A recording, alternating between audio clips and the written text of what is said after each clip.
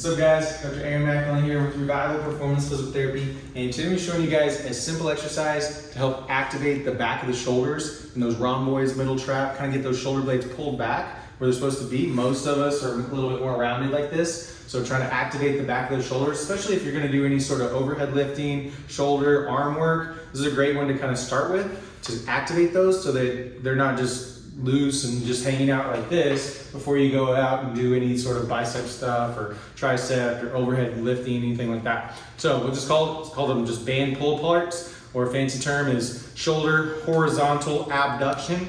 So what you're gonna be doing, taking a TheraBand, it could be a power band, just anything kind of elastic like this. If you need to, you can wrap it around the hands to make it a little bit harder and to kind of make it harder to a shorter distance here to pull apart, but a little easier to grip there. This one's pretty tight, so I don't need to do that necessarily. So you're gonna be holding it straight out like this, keeping that chin in like this, engaging those core muscles like that, so that you're not arching that back like that. We don't want that, and we don't want that head going up like this. So chin tuck, engaging the core, everything there stays tight, and then you're just controlling that back. So another thing, if you're getting any sort of pinching in the shoulder, we don't want that. So think about holding this elbow pit. So this is what I call the elbow pit. So not the elbow, but the pit. Try to make that pointing up if you can. So it's not like this, where that elbow's pointing down, or that elbow's pointing up and the elbow pit's pointing down. You're rotating a little bit, turning on some of those rotator cuff muscles to stabilize the shoulder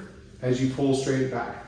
So control this. Don't ever let it just pull back real quick and then not control it like that. So control it back, control it forward.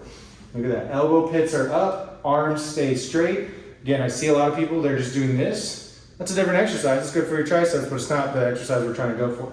We're trying to pull between the shoulder blades while the elbow pit stays up, while the chin stays back, while the core stays engaged, controlling that motion the entire time.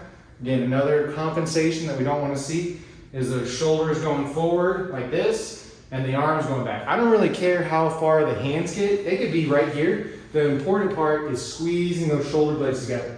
So even if you're just barely doing any motion with the hands, those shoulder blades coming together is the main thing.